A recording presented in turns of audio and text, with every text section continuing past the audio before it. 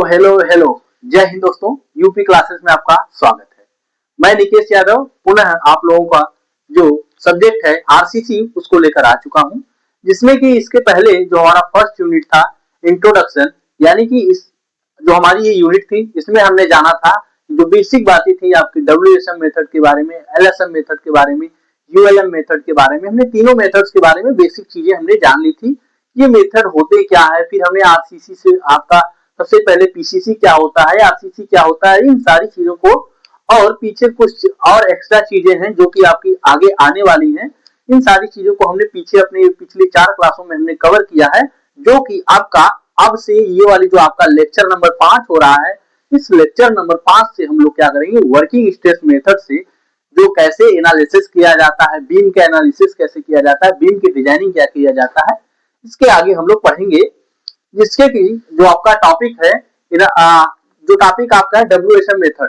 डब्ल्यूएसएम method जब मैं बताया था इसके पहले, तो यह ऐसा मेथड होता था, ये आपका किसके द्वारा 19वीं सदी में अकॉर्डिंग टू आईएस 456/2000 के अनुसार जो आपका डब्ल्यूएसएम मेथड था, ये किसके अनुसार एक कोएंगेंट और आपके टेडेस्को नामक वैज्ञानिक थे, जिनके द्वारा ये आपके ये जो आपका डब्ल्यूएसएम मेथड है ये दिया गया था, उन्हीं के अनुसार बताया गया। जैसे कि डब्ल्यूएसएम मेथड मतलब दिया गया था, इसकी बात कैसे कर सकते हैं, जैसे कि एग्जांपल लेते हैं हम लोग कि अगर कोई सरकार बनती है, क्या करती है, कोई अगर आपकी सरकार बनती है, जब आपकी कोई नई सरकार बनती है तो उसके कुछ नए नियम और कानून बनते हैं। क्या बनते हैं, अगर आपकी कोई सरकार बनती है तो उस स्थिति में उस सरकार के कुछ नए नियम और कानून होते हैं कि ये काम आप कर सकते हैं, ये काम मतलब यहाँ से इतने समय से इतने समय तक आप यहाँ जा सकते हैं, ये सारी चीजें कुछ चीजें मानी जाती हैं।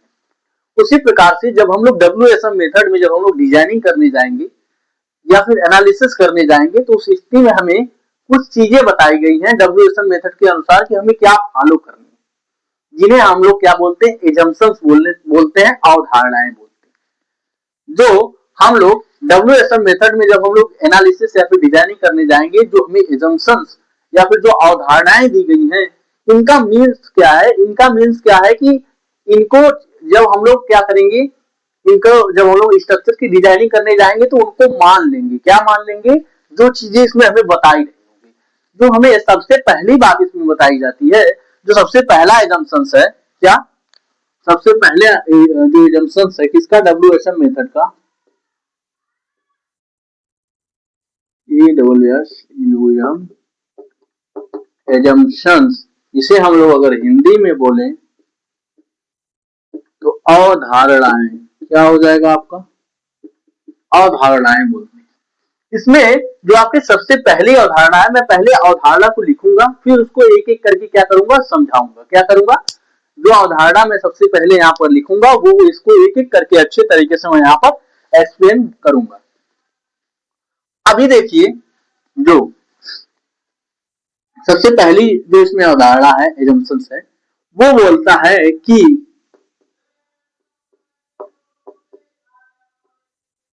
किसी काट पर नमन से पूर्व, किसी काट पर नमन से पूर्व, किसी काट पर नमन लगने से पूर्व,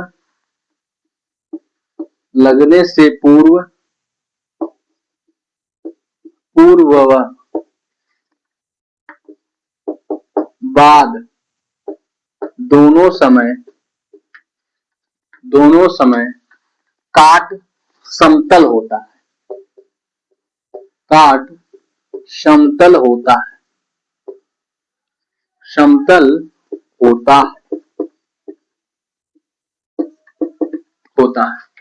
ये बोल रहा है कि कोई काट है, कोई सेक्शन है, यानी कि कोई बीम है और बीम का कोई एक परत हो गई, कोई सेक्शन अगर ले लेते हैं हम लोग, उसको बोला है कि आपका कोई बाप आपका किसी काट पर नमन लगने से पूर्व, नमन का मतलब होता है बेंडिंग, क्या बेंडिंग मोमेंट लगने से पूर्व तथा बेंडिंग मोमेंट लगने के बाद, दोनों स्थितियों में, यानी कि एक आपकी बीम है, बीम पर जब बेंडिंग नहीं लगी है उस स्थिति में बीम का जो सेक्शन होगा वो भी आपका समतल होगा, और जब बीम पर बेंडिंग लग जाएगी उस स्थिति में भी जो सेक्शन होगा वो भी इसका समतल होगा, फ्लैट होगा। अब इसको आके हम लोग कुछ चीजों से समझते हैं। जैसे कि हम मान लेते हैं कि आपके सामने ये आपकी एक बीम है, क्या है, ये आपकी बीम है,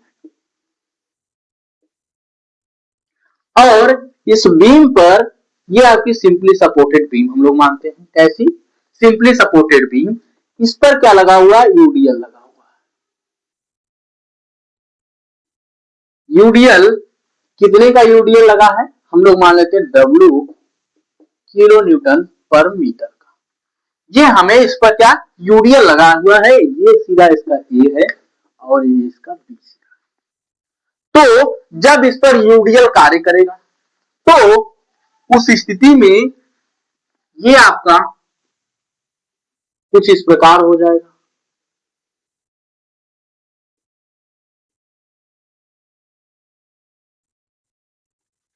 कैसा हो जाएगा? कुछ इस प्रकार क्या कर जाएगा, ये बेंड कर जाएगा। क्या कर जाएगा? कुछ इस प्रकार ये बेंड कर जाएगा।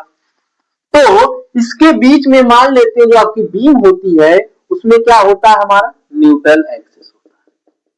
क्या होता है? न्यूट्रल एक्सिस, जिसे हम लोग क्या एन ए से डिनोट करते हैं। अब हम क्या करेंगे, अब अगर इस पर डब्ल्यू किलो न्यूटन का यूडीएल लगा, यूडीएल लगने के बाद ये जो आपकी बीम है क्या हो गई, ये बेंड हो गई।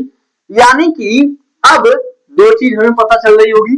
आप देख रहे हैं कि जो बीम का ऊपर वाला सिरा है ये हमारा क्या कर रहा है, दबता जा रहा है, दबता जा रहा है, दबता जा रहा है, दबता जा रहा है, दबता जा रहा है, दबता जा रहा है, और जो नीचे वाला सिरा है ये हमारा ऊपर की तरफ बढ़ता हुआ जा रहा है। क्या कर रहा है? ऊपर का सिरा हमारा बढ़ता हुआ जा रहा है। यानी कि ये हमारा जब अंदर की तरफ दबता हुआ जा रहा है, दबता हुआ जा रहा है, तो यानी कि हमारा कंप्रेशन हो रहा है। क्या हो रहा है? कंप्रेस हो रहा है, दब रहा है। तो ये वाला पार्ट जो हमारा होगा कंप्रेशन पार्ट हम लोग बोलेंगे। तो इसे हम लोग सी से डिनोट कर देते हैं। और जब यहां पर बीच में न्यूट्रल एक्सिस है तो इसमें बेंडिंग के बाद भी कोई न्यूट्रल एक्सिस होगी ही। तो मान लेते हैं कि आपकी ये जो है ये आपकी न्यूट्रल एक्सिस क्या है, ये आपकी न्यूट्रल एक्सिस है, एन ए बोल देते हैं। ये हमारी न्यूट्रल एक्सिस है, इसका सिरा ए और ये बी। हमने बताया कि जो नीचे वाला सिरा है देख रहे हैं कि ये बाहर की ओर आ रहा है, यानी कि ये तन रहा है। क्या कर रहा है? तन रहा है। अब तो ये आपका क्या आ गया, टेंशन क्षेत्र आ गया। ये आपका कंप्रेशन क्षेत्र, ये आपका नीचे वाला न्यूट्रल एक्सिस के नीचे वाला जो हो रहा है यहाँ पर आपका टेंशन तनाव पड़ रहा है। जो आपका न्यूट्रल एक्सिस के ऊपर वाला क्षेत्र है इसमें क्या पड़ रहा है, कंप्रेशन पड़ रहा है। अब अगर हम यहाँ पर एक सेक्शन ले लें, यानी कि इसका काट अगर ले तो देखेंगे तो ये कैसा है, समतल है। क्या है? क्या है? समतल है। ये चीज तो हम लोग मान रहे हैं कि ये जो हमारा क्या है, समतल है। समतल है यानी कि फ्लैट है। और यहां पर भी अगर हम लोग ऐसे खींचे, ये भी तो हम लोग देख रहे हैं कि ये भी तो हमारा समतल है, समतल हमारा है ना। लेकिन अब यहां पर क्या हुआ है, यहां पर अगर हम लोग ऐसे अगर सीधे मान लीजिए अगर खींचते हैं इसकी तरह, इसको मैं समझाने के लिए कुछ चीजें कर रहा हूं यहां पर। ये मान लीजिए कि हम लोग करते हैं कि ये भी तो यहां पर सीधा होना चाहिए, कुछ इस प्रकार होना चाहिए, ऐसे होना चाहिए, यानी कि ऐसे। यानी कि इस पर जब क्या हुआ है, जब ये आपका बेंड हुआ है, क्या हुआ है, जब इसका बेंड हुआ है तो उस स्थिति में जो यहां के कर थी, जो जैसे जब ये बेंड हुआ है, दबा है, तो उस स्थिति में जो यहां के कर थे वो यहां चले गए हैं। मान लेते हैं कि यहां तक आ गए हैं, यहाँ के कण यहाँ तो आगे तक आ गए होंगे। उसी प्रकार, ठीक उसी प्रकार जो यहां पर आपका कण आया होगा, जो अब इधर आपका टेंशन हो रहा है, यानी कि जो यहां पर आपका कण रहा होगा वो इधर आ गया होगा, यहां आ रहा होगा। उस स्थिति में अगर हम लोग दोनों को मिलाएं तो आप देखेंगे कि ये जो हमारा प्लेन बन रहा है, ये हमारा जो प्लेन बन रहा है, ये भी तो हमारा फ्लैट ही बन रहा है, समतल ही बन रहा है। कैसा बन रहा है? समतल हो रहा है। इसीलिए जो हमारा पहली जो एजम्पशन है आपकी डेरिवेशन मेथड की, वो बोलती है कि किसी काट पर नमन से पूर्व तथा नमन के बाद, क्या नमन से पूर्व तथा नमन के बाद दोनों स्थितियों में अगर हमारा क्या जो सेक्शन है वो हमारा फ्लैट है यानी कि समतल है, तो वह समतल भी होगा। यानी कि ये बेंडिंग से पूर्व था, ये हमारा समतल था, यहां पर भी हमारा बेंडिंग से पूर्व है और हमारा यहां पर समतल है। पहली एजम्पशन से हो गई। दूसरी चीज, जो हमारी दूसरी एजम्पशन है, वो दूसरी एजम्पशन सीसी में मैं बता रहा हूं।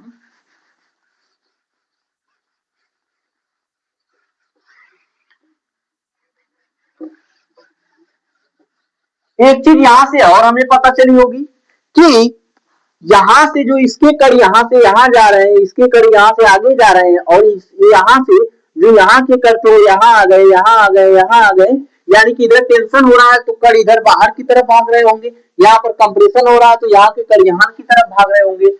उस स्थिति में जो आपका यहाँ पर स्ट्रेन है, यानी कि जो हमारे कण क्या हो रहे हैं, अपनी जगह से विकृत हो रहे हैं, वे एक सरल रेखा में है। कैसे हैं? एक सरल रेखा में विकृत हो रहे हैं। कैसे हो रहे हैं? एक सरल रेखा में विकृत हो रहे हैं। आई थिंक ये जो चीज है आपको अच्छे तरीके से समझ में आ रही। अब अगर हम लोग आगे चले, क्या करें आगे, जो हमें आगे बातें समझनी है,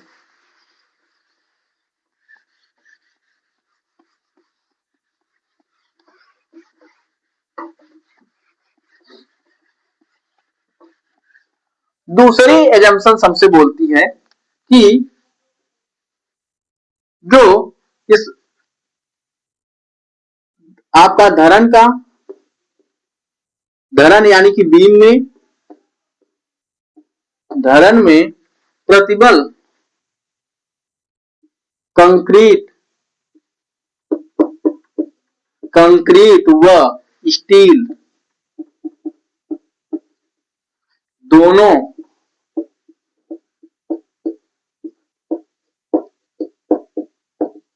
प्रत्यास्थता सीमा के अंतर्गत दोनों में प्रत्यास्था सीमा के अंतर्गत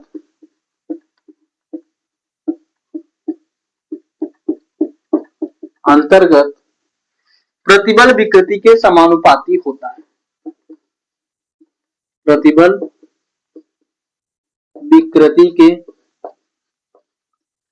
विकृति के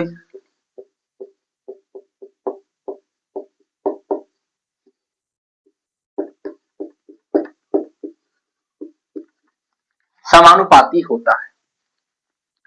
अब इसका कहना है, दूसरी बात बोल रहा है कि जब हम लोग क्या करेंगे, अगर किसी धरन की डिजाइन करेंगे तो उस स्थिति में जो कंक्रीट होगी और स्टील होगी, दोनों को हम लोग क्या मांगेंगे? प्रत्यास्थ मांगेंगे। कहां तक?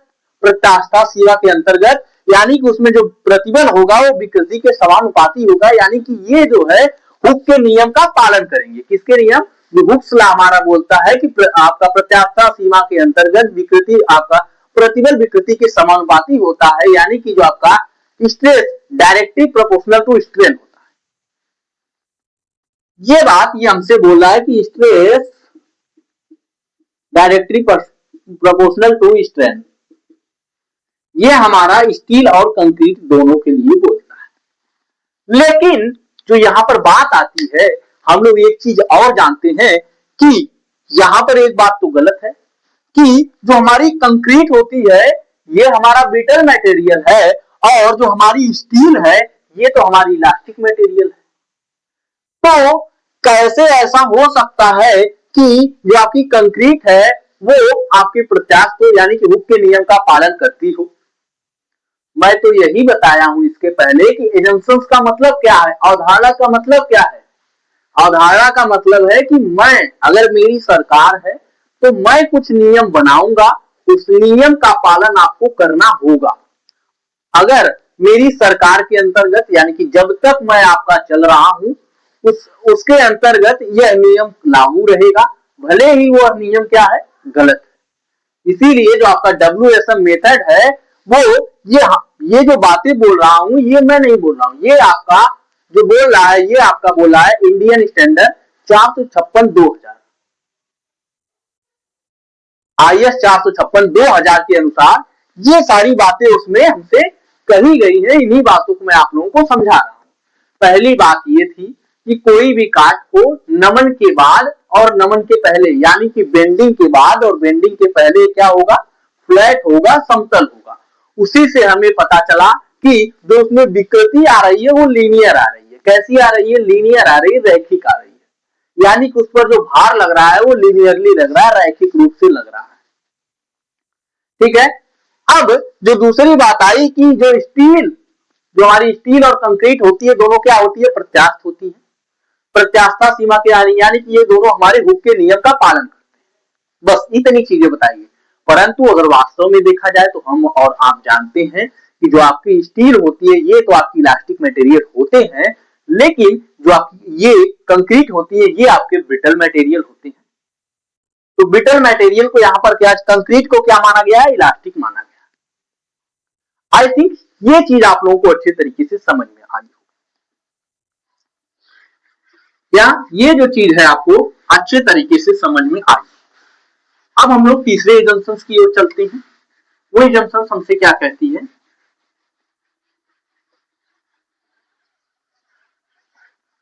और इन्हीं एजम्पशंस के आधार पर मैं आगे चल के आप लोगों को स्ट्रेस स्ट्रेन का डायग्राम भी बताऊंगा कि स्ट्रेस स्ट्रेन का डायग्राम कैसे बनेगा। जो तीसरा बोलता है, तीसरी एजम्पशंस इसमें है कि जो इसमें विकृति आती है या फिर भार आता है काट में,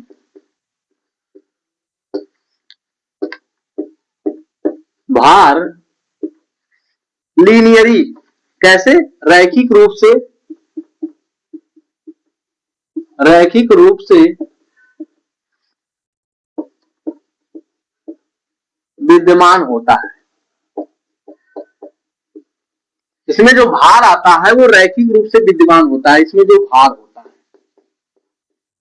रैखिक रूप से विद्यमान होता है, इसका मतलब यानी कि जब हमने अभी बताया था कि आपकी कोई बीम थी, बेंड हो रही थी कुछ इस प्रकार, क्या हो रही थी, जो हमारी बीम थी कुछ इस प्रकार जब बेंड हो रही थी तो उसमें जब हमने आपका ये आपकी मान लेते हैं न्यूट्रल एक्सिस है, और जब हमने कोई आपका ये माना, हमने ये देख लिया, जब हमने इसका फिगर बनाया स्ट्रेन का तो ये कुछ इस प्रकार आया था। तो हमने देखा कि इस पर जो डिफॉर्मेशन आ रहा है, जो विकृति हो रही है वो कैसी हो रही है, लीनियरली, यानी कि यहाँ के कड़ यहाँ चले जा रहे हैं, यहाँ के कड़ यहाँ और यहाँ के कड़ यहाँ, इसके कड़ यहाँ यहाँ यहाँ आगे की ओर, यानी कि कंप्रेशन हो रहा था तो कड़ आपके अंदर की तरफ जाएंगे, यहाँ आपका टेंशन हो रहा था तो कड़ आपके बाहर की तरफ जा रहे हैं। तो इसीलिए ये आपका क्या बोलता है कि काट में जो भार होता है वो रैखिक रूप से विद्यमान होता है। कैसे होता है, रैखिक रूप से इसमें जो भार होता है वो विद्यमान होता है। आई थिंक ये चीज आप लोगों को अच्छे तरीके से समझ में आई। अब जो अगली बात बोलता है,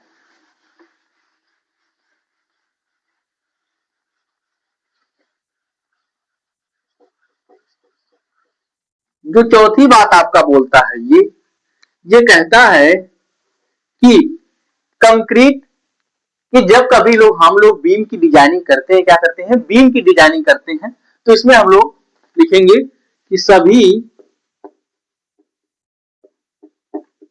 तनाव बल स्टील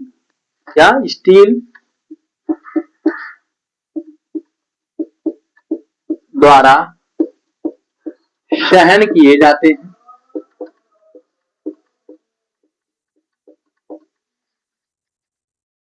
सभी जो तनाव बल होते हैं वे स्टील के द्वारा सहन किए जाते हैं, जबकि जबकि कंक्रीट को कंक्रीट को कंक्रीट को तनाव क्षेत्र में कंक्रीट को तनाव क्षेत्र में नगण्य माना जाता है, नगण्य माना जाता है।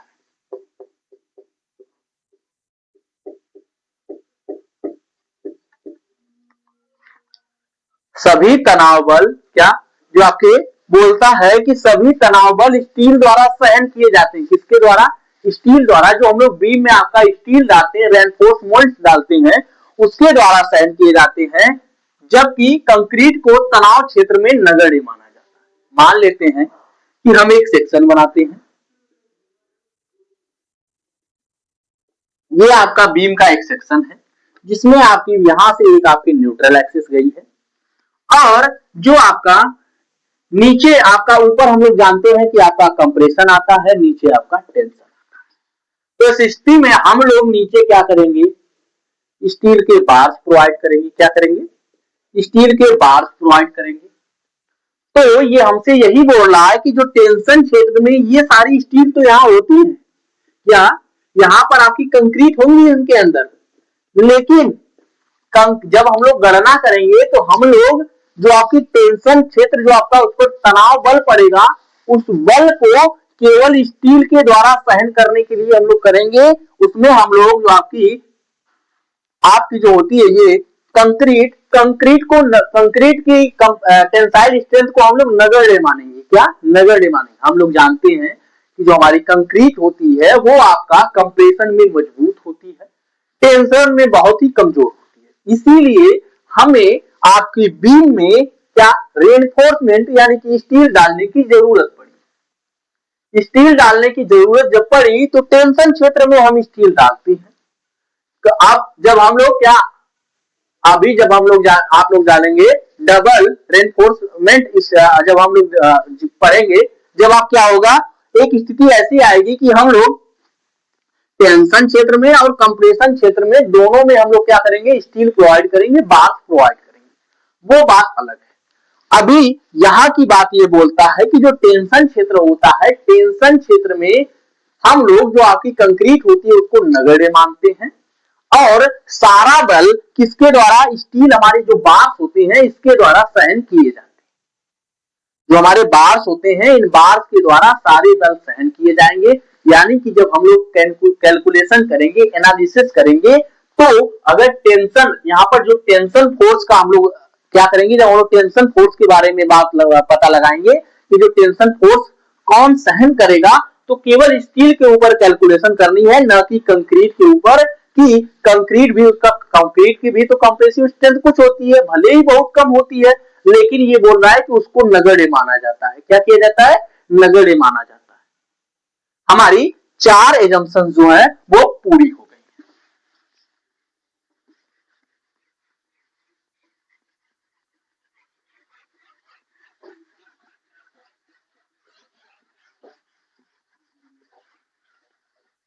पांचवी एजम्पशन हमसे क्या कहती है? बोलती है कि कंक्रीट व स्टील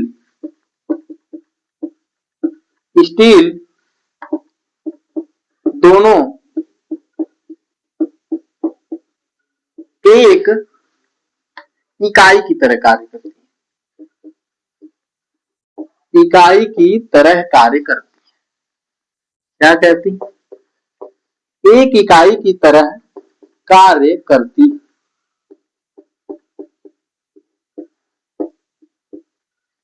एक इकाई की तरह कार्य करती है। अतः इनके बीच बंधन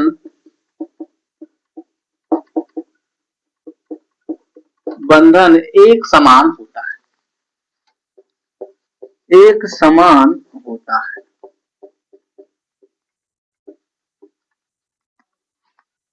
बोल रहा है कि जो कंक्रीट होते हैं और स्टील होते हैं ये एक इकाई की तरह कार्य करते हैं।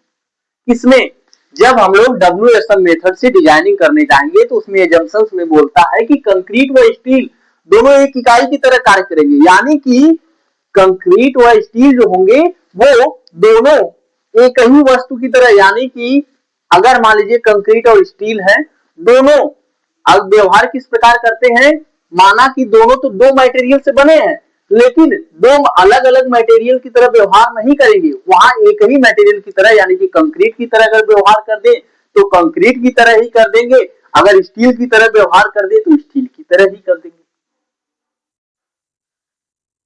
अभी जब हम लोग इसके पहले जब हम लोग एक्चुअल आपकी न्यूट्रल एक्सिस होगी उसको फाइंड करने जाएंगे तो उस स्थिति में हम लोग इसमें WSM मेथड में क्या करते हैं कि जो आपकी स्टील होती है, स्टील की जगह हम लोग कंक्रीट को ले लेते हैं, पूरे सेक्शन को हम लोग कंक्रीट मान के तब हम लोग क्या करते हैं उस स्टील में निकालते हैं, लेकिन दोनों अलग अलग बनी है, दोनों के अंदर आप कंक्रीट और स्टील दोनों से मिलकर आपकी बीम बनी हुई है, जो आपकी धरन है वो आपकी धरन कंक्रीट और बीम दोनों से मिलकर बनी हुई है, लेकिन ये बोल रहा है कि दोनों एक इकाई की तरह कार्य करती है, यानी कि इनके अंदर जो बॉन्डिंग होती है, बंधन होती है वो बहुत ही अच्छा होता है। क्या होता है, बहुत ही अच्छा होता है। ये बात कौन बोल रहा है, WSM मेथड बोल रहा है। किसके अनुसार मैं बोल रहा हूँ, IS 456/2000 के अनुसार ये सारी चीजें मैं बोल रहा हूँ।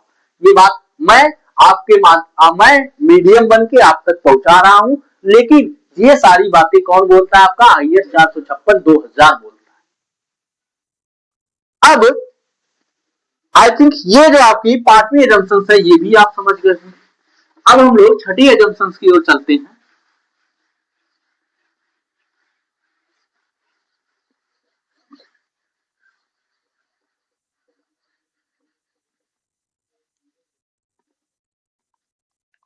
छठा एजम्पशन बोलता है कि कंक्रीट व स्टील के मध्य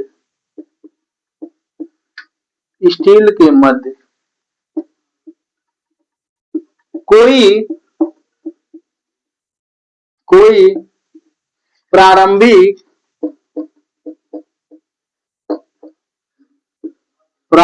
तनाव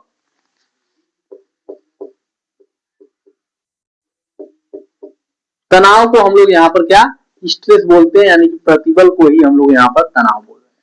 तनाव नहीं होता है, क्या कोई प्रारंभिक तनाव नहीं होता, कंक्रीट व स्टील के मध्य कोई प्रारंभिक तनाव नहीं होता। तनाव का मतलब है कि जब कंक्रीट और स्टील दोनों आपस में क्या की जाती हैं,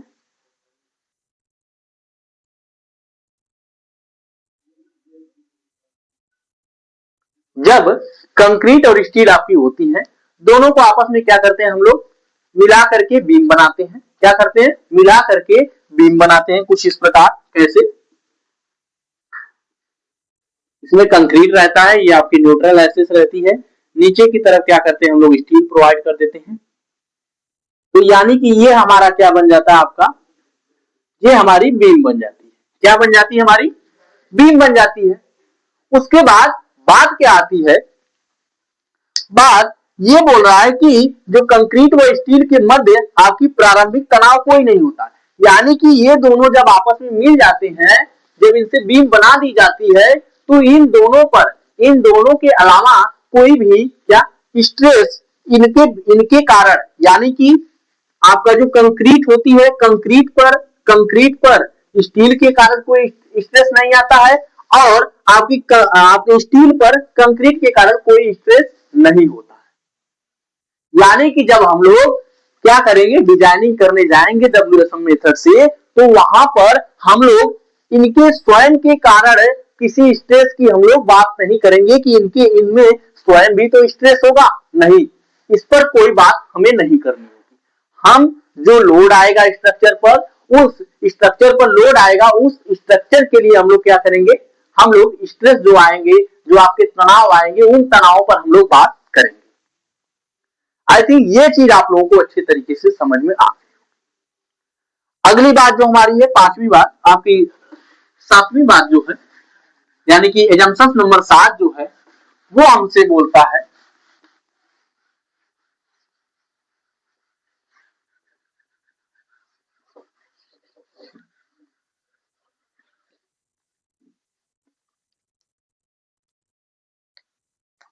ये हमसे बोलता है कि मॉड्यूलर रेशियो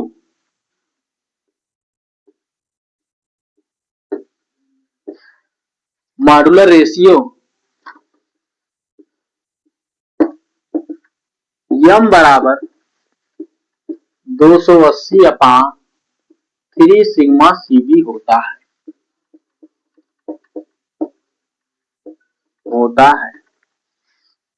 जहां पर सिग्मा CB आपका क्या है, compressive strength, permissible compressive strength in bending,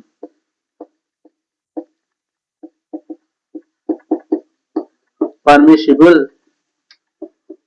compressive strength in bending.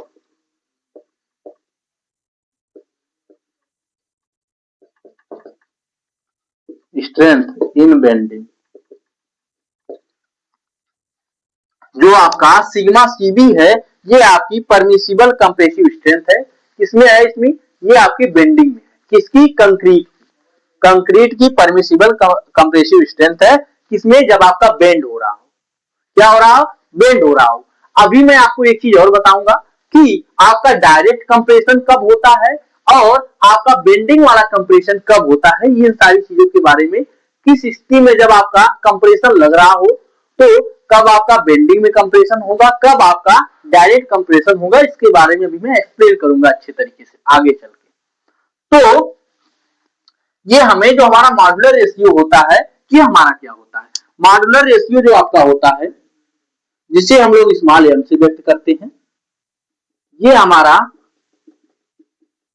Small m is equal to modulus of elasticity of steel and modulus of elasticity of concrete, ये इनके बराबर होता है। क्या? जो हमारा मॉड्यूलर रेशियो होता है, ये हमारा modulus of elasticity of steel and modulus of elasticity of concrete होता है। आई थिंक ये चीज आप लोगों को अच्छे तरीके से समझ में आई हो। लेकिन ये जो मॉड्यूलर रेशियो हमें दिया गया है, m 280/3 सिग्मा CB, जिसमें कि सिग्मा CB आपका क्या है? Permissible compressive strength in bending क्या है? परमिसिबल कंप्रेसिव स्ट्रेंथ अभी हम लोग आगे चल के बातें करेंगे इन सारी चीजों पर। ये मैं आप लोगों को एजम्पशंस के बारे में बता दिया। 7 एजम्पशंस थी, जिसमें आपका पहला एजम्पशन था कि कोई काट है, कोई सेक्शन है, वह नमन के पहले भी समतल होगा, नमन के बाद भी समतल होगा। यानी कि किसी आपकी धरण होगी, धरण का कोई सेक्शन होगा, अगर हम क्या करते हैं, उस पर बेंडिंग लगती है तो बेंडिंग के पूर्व यदि वह समतल है तो बेंडिंग के बाद भी वह समतल रहेगा। ठीक है। दूसरी बात, कंक्रीट व स्टील दोनों के लिए जो प्रतिबल होता है विकृति के समानुपाती होता है। यानी कि जो आपका WSM मेथड होता है वो बोलता है कि कंक्रीट व स्टील क्या करते हैं, दोनों प्रत्यास्था सीमा के अंतर्गत हुक के नियम का पालन करते हैं। ठीक है। और एक चीज हम लोग अच्छे तरीके से जानते हैं, कंक्रीट हमारी आपकी क्या है, कंक्रीट जो हमारी है वो आपकी कंप्रेशन में ज्यादा मजबूत होती है, टेंशन में कमजोर होती है। ये हमारी क्या है, एक ब्रिटल मटेरियल है, जहां की आपकी स्टील आपका क्या है, एक आपका इलास्टिक यानी कि डक्टाइल मटेरियल है। जो आपके, यानी कि हम लोग ये बात जानते हैं कि वास्तव में तो जो आपकी कंक्रीट है वो आपकी प्रत्यास्थ नहीं है। क्या? प्रत्यास्थ नहीं है, इसीलिए वह कंप्रेशन में मजबूत होती है, टेंशन में क्या होती है, टेंशन में मजबूत नहीं होती है जितना होना चाहिए। ठीक है। अगली बात, जो अगली प्रॉपर्टी, जो आपका अगला एजम्पशन आया तीसरा वाला, वो बोल रहा है कि उसमें जो भार लगते हैं, किसमें, जो WSM मेथड में जो कंक्रीट के ऊपर भार लगते हैं वे कैसे वेरी करते हैं, लीनियरली वेरी करते हैं, यानी कि रैखिक रूप से उसमें विद्यमान होते हैं। जो उस पर लोड लगते हैं वो आपके रैखिक रूप से विद्यमान होते हैं। वे लोड आपके कुछ इस प्रकार दिखाए गए थे। ये आपके रैखिक रूप से क्या कर रहे थे, लग रहे थे, वैरी कर रहे थे, यानी कि यहां से यहां से यहां से यहां से ऐसे ऐसे करके बदल रहे थे, यानी कि इसमें जो विकृति आ रही थी वो रैखिक रूप से आ रही थी। 3 बात ये कंफर्म हो गई। चौथी बात हमसे ये बोला है कि जो उनके बीच बॉन्डिंग होती है, किनके बीच, जो आपका कंक्रीट व स्टील के बीच जो बॉन्डिंग होती है वो बहुत ही अच्छी होती है। क्या होती है, कंक्रीट व स्टील के बीच जो हमारी बॉन्डिंग होती है वो बहुत ही ज्यादा अच्छी होती है, यानी कि हम लोग बोल सकते हैं कि ये एक इकाई की तरह कार्य करते हैं, एक ही मटेरियल की बनी। देखिए एक इकाई का मतलब हो रहा है कि वह जो आपका बीम बनी है वो एक ही पदार्थ की बनी है, यानी कि अगर बनी है तो कंक्रीट की बनी है उसकी तरह बिहेव करेगा, यानी कि अगर बनी है तो वह स्टील की ही बनी है उसकी तरह बिहेव करेगा। लेकिन वास्तव में क्या बात है, वास्तव में जो आपकी बीम बनी हुई है वो कंक्रीट की भी बनी है, वो आपकी स्टील की भी बनी हुई है। और जो हमसे अगली बात बोल रहा है, आपका 5वां नंबर आपसे जो बात बोल रहा है वो बोल रहा है कि जो हमारी स्टील होती है और जो हमारी कंक्रीट होती है, क्या, जो हमारी स्टील होती है और हमारी जो कंक्रीट होती है, दोनों के जो आपका मॉड्यूलर रेशियो, क्या, आपका मॉड्यूलर रेशियो स्टील का आपका मॉडुलस ऑफ इलास्टिसिटी अपॉन में आपका कंक्रीट का मॉडुलस ऑफ इलास्टिसिटी, यानी कि आपका ES अपॉन EC दोनों के ही अनुपात का मान हमें क्या दे दिया, m बराबर 280 अपॉन 3 सिग्मा CB दिया है, जिसमें कि आपका CB है, सिग्मा CB आपका है permissible compressive strength in bending, यानी कि जब आपका बीम बेंड हो रही हो उस स्थिति में हमें जो परमिसिबल आपका जो होता है, परमिसिबल यानी कि सेफ होता है या फिर वर्किंग स्ट्रेस होता है, ये जो हमें दिया जाता है डिजाइनिंग के लिए, इसी का हम लोग यूज करते हैं, किसका, सिग्मा CB यानी कि परमिसिबल कंप्रेसिव स्ट्रेंथ का यूज हम लोग डिजाइनिंग करने के लिए हम लोग करते हैं। आई थिंक यहां तक की चीजें आप लोगों को अच्छे तरीके से समझ में आई होंगी कि इसके एजम्पशंस क्या थे क्या नहीं थे। अब जो हम लोग आगे बातें करेंगे वो हम लोग बातें करेंगे अपना स्ट्रेस के ऊपर कि हमारा स्ट्रेस क्या होता है। इतनी बार मैं आपके permissible stress, safe stress, ultimate stress, इन सारी स्ट्रेस की बातें कर रहा हूं, तो आपका ये स्ट्रेस क्या होते हैं।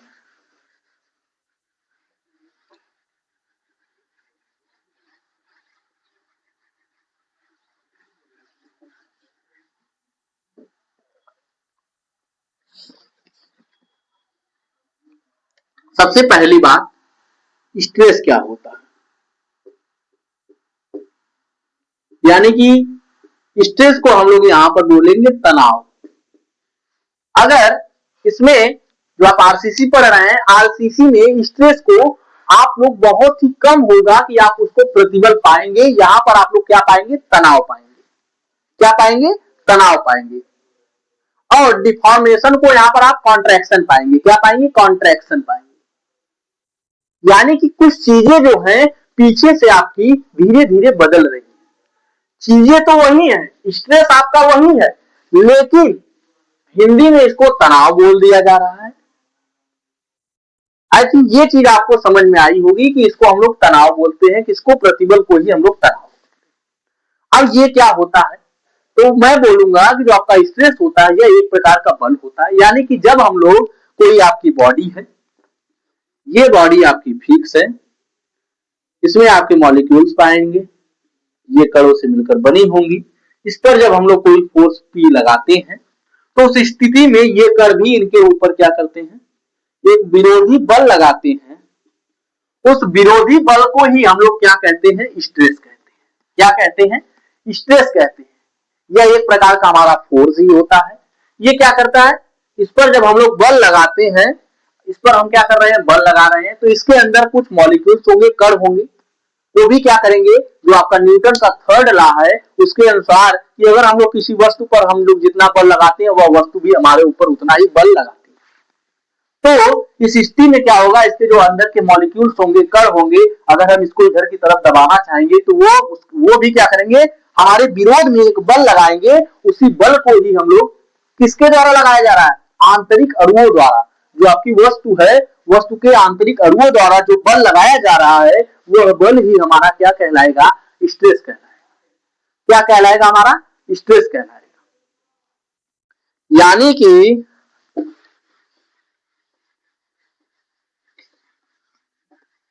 किसी वस्तु के अणुओं द्वारा, किसी वस्तु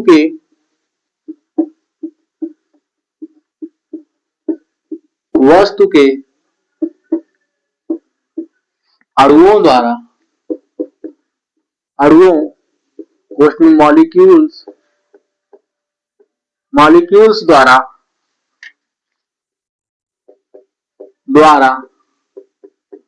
बाहरी बल के विरोध में, बाहरी बल के विरोध में लगाए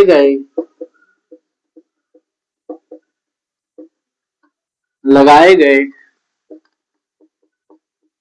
आंतरिक बल को, आंतरिक इंटररेजिस्टिव फोर्स को, आंतरिक बल को ही प्रतिबल कहते हैं। क्या कहते हैं, प्रतिबल। यानी कि इसे हम लोग तनाव या तनाव कहते हैं, तनाव कहते हैं। ये मैं आपको प्रतिबल और तनाव एक साथ दोनों क्यों लिख रहा हूं, क्योंकि बहुत सारे लड़के जो प्रतिबल और तनाव को ये नहीं समझते हैं, अलग अलग समझ लेते हैं, एक ही नहीं समझते। लेकिन जो आपका प्रतिबल और तनाव है वो आपका एक ही यहाँ पर है। किसमें, आरसीसी में जब आप लोग पढ़ेंगे तो आप स्ट्रेस तो देखेंगे, लेकिन स्ट्रेस के स्थान पे अगर हिंदी में आएंगे तो आप लोग वहां क्या देखेंगे, प्रतिबल न देख करके आप लोग तनाव देखेंगे। क्या देखेंगे, तनाव देखेंगे। आई थिंक जो आपका प्रतिबल यानी कि स्ट्रेस, जो आपका तनाव होता है, तनाव के बारे में समझ लिए होंगे। अब आपका आता है अल्टीमेट स्ट्रेस। इसमें जो हमें पढ़ने हैं, 3 स्ट्रेस पढ़ने हैं, ultimate stress and actual stress, उसके बाद आपका वर्किंग स्ट्रेस, डिजाइन स्ट्रेस, इन सारी स्ट्रेस के बारे में हमें पढ़ना।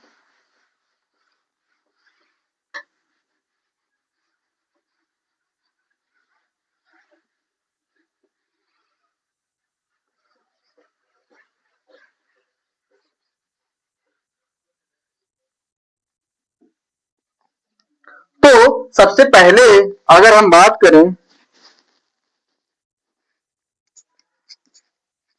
सबसे पहले अगर हम लोग बात करें तो आपका आता है अल्टीमेट स्ट्रेस। क्या आता है, अल्टीमेट स्ट्रेस। स्ट्रेस यानी कि चरम तनाव।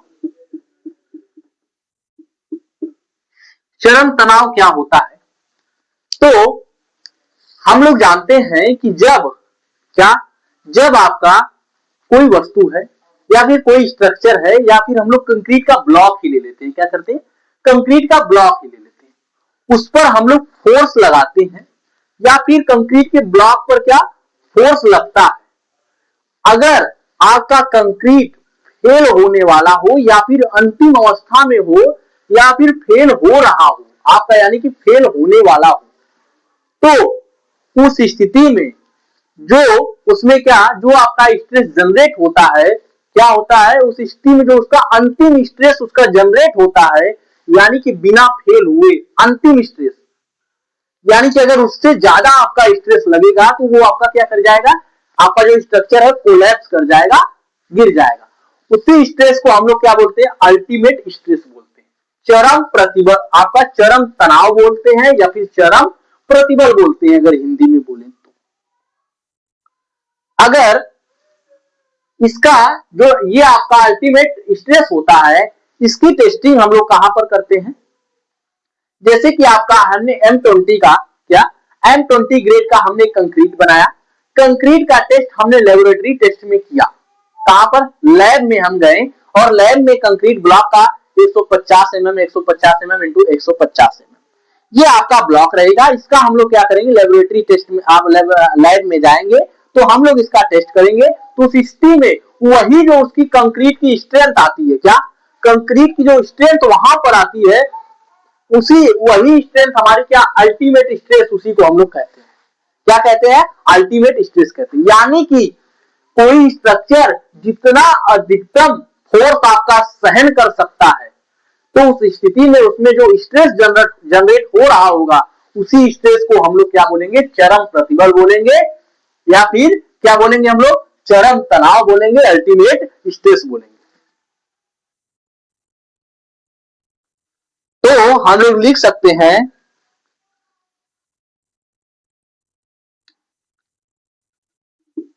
किसी स्ट्रक्चर पर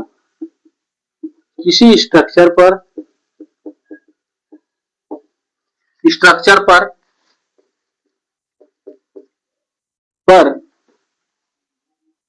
विफलता के ठीक पहले, किसी स्ट्रक्चर के विफलता के ठीक पहले, विफलता के ठीक पहले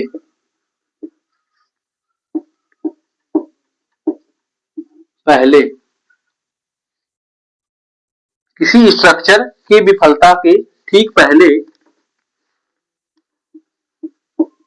स्ट्रक्चर पर लोड के कारण, स्ट्रक्चर पर लोड के कारण जितना अधिक जितना अधिक जितना अधिक स्ट्रेस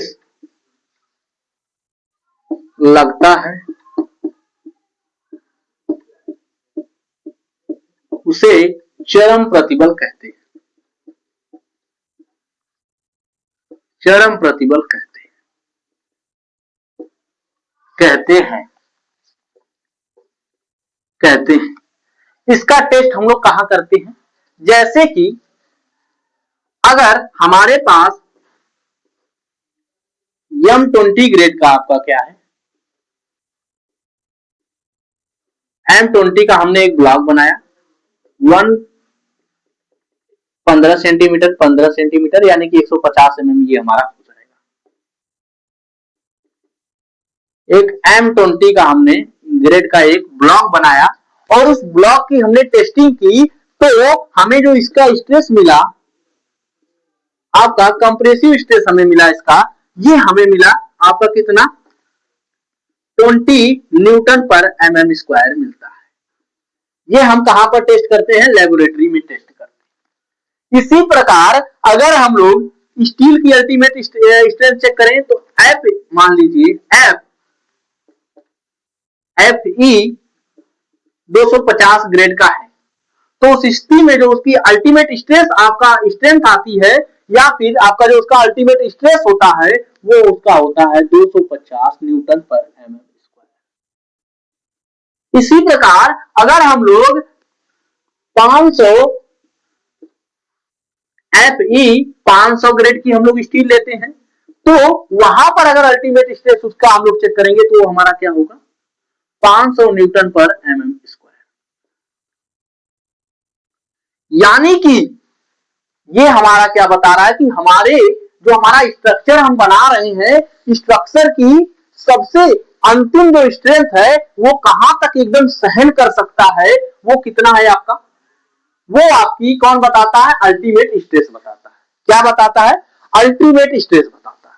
अगर अब मैं यहां आपसे एक बात पूछूंगा कि अगर मुझे किसी स्ट्रक्चर की डिजाइनिंग करनी है, तो क्या मैं अल्टीमेट स्ट्रेस को स्ट्रेंथ मानकर तब मैं उस स्ट्रक्चर की डिजाइनिंग करूंगा, या फिर अल्टीमेट स्ट्रेस से ज्यादा स्ट्रेंथ मानकर स्ट्रक्चर की डिजाइनिंग करूंगा, या फिर अल्टीमेट जो आपका स्ट्रेस है उससे नीचे हम लोग क्या करेंगे, उससे कम लेकर के हम लोग डिजाइनिंग करेंगे, स्ट्रेस का हम लोग स्ट्रक्चर की डिजाइनिंग करेंगे।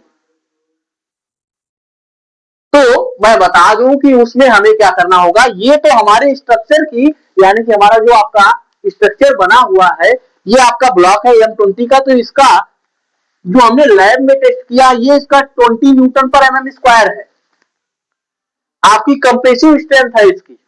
वास्तव में अगर हम लोग जाएंगे, जब आप लोग देखे होंगे, ये आई थिंक ये चीज आप लोगों को थोड़ा सा आगे और समझाऊं, जब मैं आपको डिजाइन स्ट्रेस समझा लूं, एक्चुअल स्ट्रेस समझा लूं, तब मैं आपको समझाऊं, आई थिंक ये आपको ज्यादा अच्छे तरीके से समझ में आए। आई थिंक ये जो आपका अल्टीमेट स्ट्रेस है ये आपको अच्छे तरीके से समझ में आ गया।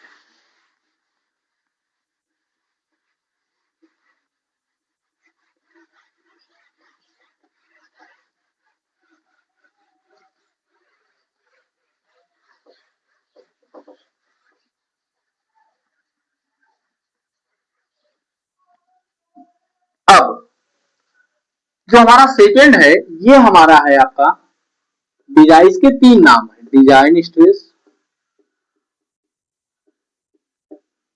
डिजाइन या फिर शेप हो गया, shape, working or permissible stress.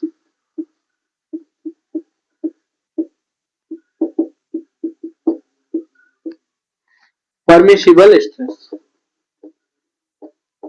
क्या हो गया, डिजाइन, शेप, वर्किंग या फिर परमिसिबल स्ट्रेस इसे बोला जाता है। यानी कि अगर बोले तो आपका design stress, shape stress, working stress या फिर परमिसिबल स्ट्रेस इसे हम लोग बोल सकते हैं। ये आपके चारों नाम आते हैं।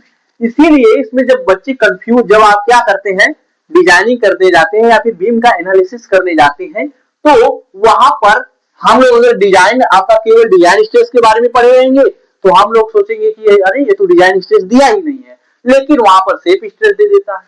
अगर शेप स्ट्रेस और डिजाइन स्ट्रेस हम लोग दोनों अगर हम लोग जानते हो तो वहां पर वर्किंग स्ट्रेस अगर दे दिया तो हम क्या करेंगे, अगर हमें परमिसिबल स्ट्रेस दे दिया तो हम क्या करेंगे। यानी कि मैं आप लोगों को बता दूं जो आपका डिजाइन स्ट्रेस है, शेप स्ट्रेस है, वर्किंग स्ट्रेस है और आपका परमिसिबल स्ट्रेस है, चारों एक ही है।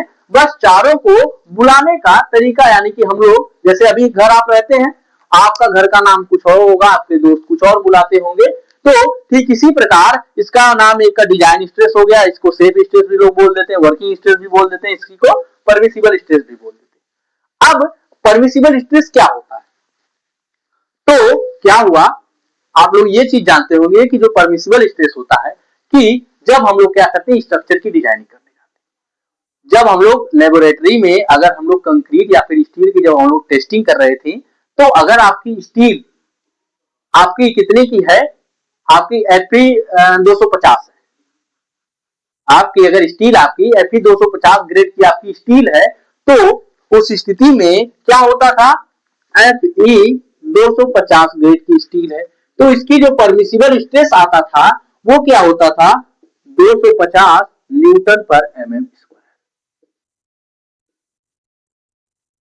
ठीक उसी प्रकार अगर हम कंक्रीट का ले रहे थे, अगर हम M25 का बना रहे थे तो M25 का जब हम लोग बना रहे थे तो सिस्टम में इसकी जो परमिसिबल स्ट्रेस आती थी या इसकी जो अल्टीमेट स्ट्रेस आता था वो आता था इसका 25 न्यूटन पर एमएम स्क्वायर। वो भी किसमें आता था, कंप्रेशन में आ रहा था। यानी कि जब आपकी क्या हो रही थी, कंप्रेशन में ये अधिकतम इतना ही सहन कर सकती है, इससे ज्यादा नहीं सहन कर सकती। लेकिन आप देखेंगे कि जब हम लोग लेबोरेटरी में टेस्ट करते हैं तो उस पर क्या होता है, केवल कंप्रेशन पड़ता है। क्या होता है, ये आपकी नीचे एक प्लेट होती है, ऊपर क्या कंप्रेसिव मशीन से लोड लगाया जाता है तो इसका क्या आता है आपका 25 न्यूटन पर एमएम स्क्वायर। अगर आप अभी कभी स्ट्रक्चर्स पर देखेंगे अपने, ये मान लेते हैं कि ये हमारा क्या है स्लैब है, ये हमारे क्या है आपके कॉलम, और यहां से यहां कुछ इस प्रकार इसके क्या होंगे, छत होंगे, छत होगा कुछ इस प्रकार। ये हमारी क्या है, यहां से हमारी कुछ बीम गई है, ये हमारी मान लेते हैं ये जो हमारी है यहां हमारी बीम है। तो हमारी बीम पर क्या हो रहा है कि उस स्थिति में हमारी बीम पर क्या नीचे कोई सपोर्ट है, नहीं कोई सपोर्ट नहीं है। तो इस स्थिति में इसमें तो बेंडिंग भी लग रही है, क्या हो रहा है, बेंडिंग भी लग रही है। दूसरी चीज इसमें आपका तनाव बल भी लग रहा है, टेंशन भी लग रहा है, इसमें आपका कंप्रेशन भी लग रहा है, क्या इसमें कंप्रेशन भी लग रहा है। तो इसलिए हम लोग अगर स्ट्रक्चर की डिजाइनिंग करने जाएंगे, अगर हम लोग क्या ले लेंगे अल्टीमेट स्ट्रेस को लेकर के हम लोग अगर स्ट्रक्चर की डिजाइनिंग करेंगे तो आपका स्ट्रक्चर क्या हो जाएगा, कोलैप्स हो जाएगा। क्यों कोलैप्स हो जाएगा, क्योंकि यहां पर आपका टेंसाइल स्ट्रेस भी जनरेट हो रहा है, इसमें बेंडिंग भी लग रही है और साथ ही साथ में आपका विंड लोड लगेगा, अर्थक्वेक लोड आ सकता है। ये सारे लोड आपके आ सकते हैं, जिसकी वजह से जब हम लोग क्या करते हैं, डिजाइनिंग करने जाते हैं, तो इस स्थिति में हम लोग अल्टीमेट स्ट्रेस में क्या, अगर हम लोग किसी बीम की डिजाइनिंग आगे हम लोग WSM मेथड में करने जाएंगे, तो अल्टीमेट स्ट्रेस में हम लोग क्या करेंगे, किससे भाग देंगे, उस स्थिति में हम लोग आपका फैक्टर ऑफ सेफ्टी FOS होता है, उसी से हम लोग भाग दे करके हम लोग क्या करते हैं, आपका डिजाइन स्ट्रेस या फिर सेफ स्ट्रेस, वर्किंग स्ट्रेस या फिर परमिसिबल स्ट्रेस हम लोग निकाल लेते हैं। क्या करते हैं, परमिसिबल स्ट्रेस हम लोग निकाल लेते हैं। तो अगर हम क्या करें, तो हम लोग लिख सकते हैं कि सबसे पहली बात होती है कि ये सारी चीजें आपको अच्छी तरीके से लिखी हुई मिलेंगी, जब मैं आपको नोट्स टेलीग्राम चैनल पर मैं प्रोवाइड करूंगा, लिखी हुई मिलेंगी, फिर भी मैं यहां पर लिख देता हूं। पहली बात क्या होगी कि इसमें आपका अल्टीमेट स्ट्रेस को लेकर, अल्टीमेट यानी कि चरम तनाव को लेकर, स्ट्रेस को लेकर लेकर स्ट्रक्चर की डिजाइनिंग नहीं की जा सकती, स्ट्रक्चर की डिजाइनिंग नहीं की जा सकती, नहीं की जा सकती है, जा सकती है। अतः डिजाइन स्ट्रेस को, डिजाइन स्ट्रेस या सेफ स्ट्रेस, सेफ स्ट्रेस में, सेफ स्ट्रेस में, सेफ स्ट्रेस अल्टीमेट स्ट्रेस में, अल्टीमेट स्ट्रेस में भाग देकर, अल्टीमेट स्ट्रेस में FOS factor of safety, factor of safety यानी कि सुरक्षा गुणांक, सुरक्षा गुणांक से भाग देकर देकर ज्ञात कर लेते हैं। क्या करते हैं, ज्ञात कर लेते हैं। यानी कि हम लोग लिख सकते हैं कि safe stress is equal to, safe stress is equal to आपका अल्टीमेट स्ट्रेस, अल्टीमेट स्ट्रेस यानी कि चरम तनाव अपान में आपका फैक्टर ऑफ सेफ्टी, आपका FOS यहां पर लिख देता हूं। क्या हो गया, FOS हो जाएगा। आई थिंक ये जो चीजें हैं आप लोगों को समझ में आई।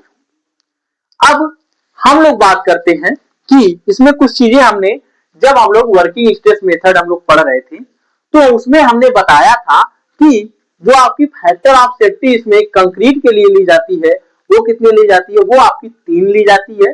और जो आपकी स्टील के लिए आपकी फैक्टर ऑफ सेफ्टी कितनी ली जाती है, 1.78 ली जाती है। कितनी ली जाती है, 1.78 ली जाती है। तो उस स्थिति में अब अगर हम लोग डिजाइन स्ट्रेस अगर हम लोग याद करें,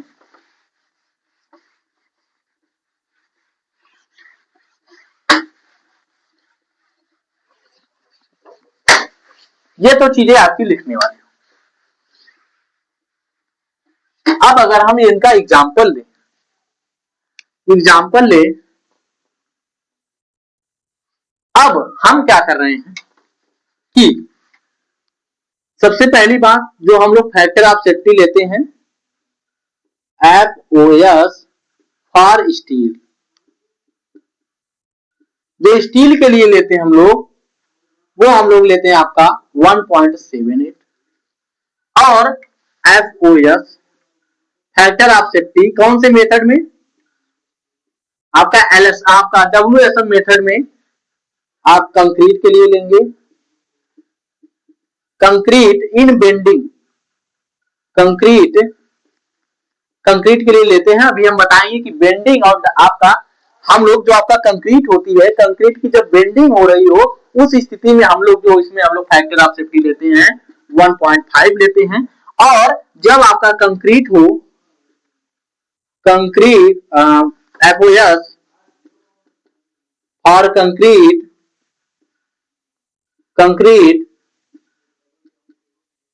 कब समय के लिए, जब आपका क्या हो रहा है, डायरेक्ट कंप्रेशन हो रहा है। डायरेक्ट कंप्रेशन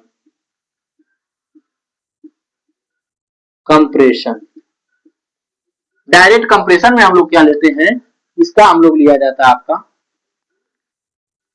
ये कंक्रीट का आपका आता है 3 आता है, इसका आता है आपका 4, इसका आता है। ये जो आपका कंक्रीट हो रहा है, कंक्रीट में जब बेंडिंग आ रही हो तो उस स्थिति में जो हम लोग स्ट्रेस लेते हैं वो स्ट्रेस हम लोग कितना लेते हैं, 3, आपका फैक्टर ऑफ सेफ्टी हम लोग 3 लेते हैं। और जब आपका फैक्टर ऑफ सेफ्टी, जब आपकी कंक्रीट क्या हो रही है, डायरेक्ट कंप्रेस हो रही हो, तो उस स्थिति में हम लोग क्या करते हैं, 4 लेते हैं फैक्टर ऑफ सेफ्टी। तो अगर मान लीजिए कि हम लोग सबसे पहले स्टील के लिए करते हैं, स्टील हम लोग क्या कर रहे हैं कि जो आपकी हमारी स्टील या फिर कंक्रीट, मान लीजिए हम लोग कंक्रीट करते हैं तो M20 हमने आपका M30 हमने लिया, आपकी ग्रेड की आपकी कंक्रीट लिया, तो सिस्टम में इसकी अल्टीमेट स्ट्रेस आएगा वो इसका कितना आ जाएगा, ये आ जाएगा आपका 30 न्यूटन पर mm स्क्वायर। कितना आ जाएगा, इसका जो अल्टीमेट स्ट्रेस होगा वो 30 न्यूटन पर mm स्क्वायर।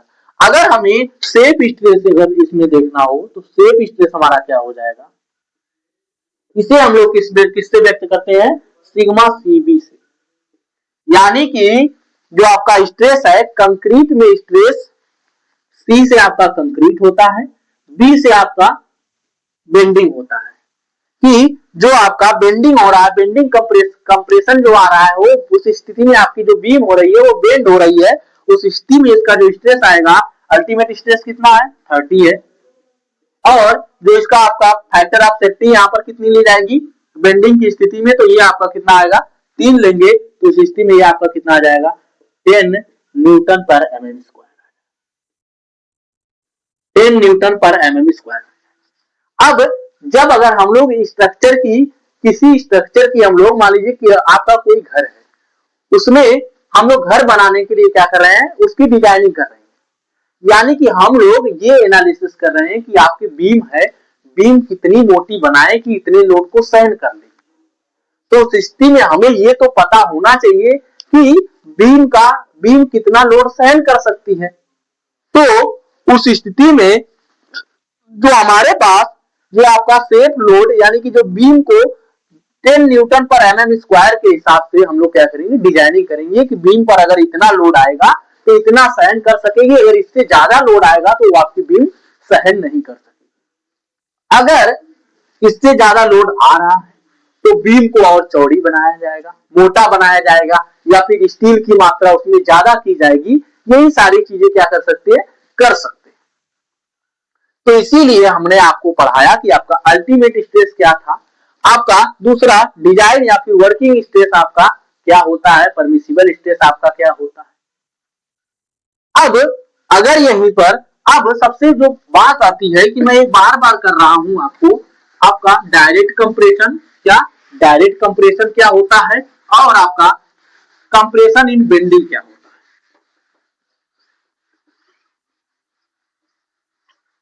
डायरेक्ट कंप्रेशन आपका क्या होता है, compression in bending in beam, ये बात क्या होती है।